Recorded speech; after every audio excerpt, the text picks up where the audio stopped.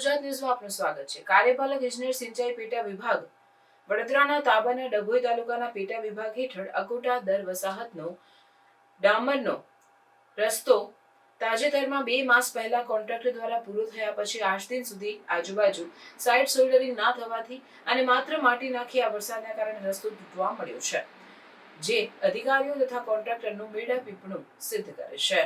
બોડેલી તરફથી જતા ડભોઈ તાલુકાના અકોટાદર ગામ વસાહતને જોડતો સીધો રસ્તો કાર્યપાલક ઇજનેર સિંચાઈ પેટા વિભાગ વડોદરા દ્વારા આશરે ₹86 લાખ ઉપરાંત મંજૂર થયા પછી કોન્ટ્રાક્ટર દ્વારા આ રસ્તો એપ્રિલ માસ 2025માં પૂરો કરવાનો હોવા છતાં કામ પૂરું કર્યું ન હતું અને માત્ર સાઇડ શોલ્ડરિંગની બાજુ માટી નાખી વેઠ ઉતારી કામગીરી કરતા હોવાના કારણે એસ્ટિમેટ મુજબ કામ કરવામાં આવ્યું નથી। છતાં પણ આ ઇજારાદાર દ્વારા આ રસ્તાના બાંધકામનું જાહેરાત અંગેનું કોઈ બોર્ડ મારવામાં આવ્યું છે અને તાજેતરમાં વરસાદ પડવાથી ડામર રસ્તાની આજુબાજુ મેટલ અને સાઇડ સોલ્ડરિંગ કરેલ ના હોવાથી આ રસ્તો બંને સાઇડ સોલ્ડરિંગ ઉપર મોટા ખાડા પડી જવાથી અવરજવર કરતા વાહન ચાલકોને મુશ્કેલી વેઠવી પડે છે અને હાલમાં તૂટવા માંડેલ છે। અકોટા દર વસાહતના ગ્રામજનો દ્વારા નાયબ કાર્યપાલક ઇજનેર કચેરીને જાણ કરવા છતાં કોઈ પણ અધિકારી આ રસ્તો જોવા આવેલ નથી અને કોન્ટ્રાક્ટર સાથે મેળાપીપણું પણ કર્યું હોય એમ દેખાઈ આવે છે। આમ ગુજરાત સરકારના જાહેર હેતુ માટેના નાણાંનો હેતુ જાળવવાતો નથી એવું સ્પષ્ટ દેખાઈ આવે છે।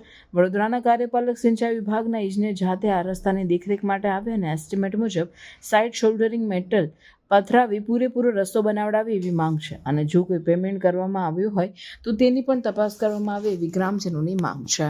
આ 1 કરોડના ખર્ચે આ રોડ જે બનાવ્યો છે સરકાર તરફથી આ અકોટાદર ગામ જવા માટેનો, તે આજુબાજુ સાઈડો પૂરી નથી। આટલો મોટો ખર્ચો કર્યો છતાંય સાઈડો પૂરી નથી। વાહનો આવવા જવા માટે બહુ તકલીફ પડે છે ને વાહનો ઉતરી પણ જાય છે। જીવના જોખમે હવે કોણ એની જવાબદારી લેશે? આ હાઈવે રોડ પાંચોલીથી અકોટાદરનો રોડ છે। હાઈવે રોડથી ગામમાં આવે ને બોડેલી હાઈવેથી આ સાઈડની બંને ધારો નથી, એ આ પુરાણ નથી કરેલું। કોન્ટ્રાક્ટર ના પાડે છે કે અમારા અંદરમાં આવતું નથી। સરપંચશ્રીને બી બહુ રિક્વેસ્ટ કરી છતાંય એ લોકો કોઈ જવાબ આપતા નથી। અમારા અંદરમાં આવતું નથી એવું કે છે। તો આ ગાડીઓ બે ભેગી થાય છે તો નીચે ઉતરી જ જાય છે। તો બાઇકો વાળા બી રાતે 2-3 જણ પડ્યા, તે આની જવાબદારી કોણ લેશે? સાઈડો પૂરી નથી તો રજૂઆત કરી તમે? હા કરી હતી, સરપંચશ્રીને બી કરી પણ કોઈ એનું પરિણામ આવ્યું નથી। શું કહે છે એ લોકો? એ કહે છે કે ઉપર કરી પણ અંદર અમારા અંદરમાં આવતું નથી। સરપંચશ્રી ને ઉપર કોન્ટ્રાક્ટરને સરપંચ એ ઉપર પણ રજૂઆત કરી, એ પણ ના પાડે છે કે અમારા અંદરમાં નથી આવતી એવું કહે છે। આથી સરકારશ્રી સાહેબને અમારે જાણવાનું કે બોડેલી તરફથી અકોટા તરફ જતો રસ્તો છે, હમણાં મહિના પહેલાં જ બન્યો છે, પરંતુ આજુબાજુ સાઈડો પૂરી નથી, એટલે આવા જવાના વાહનોને જોખમ થાય છે।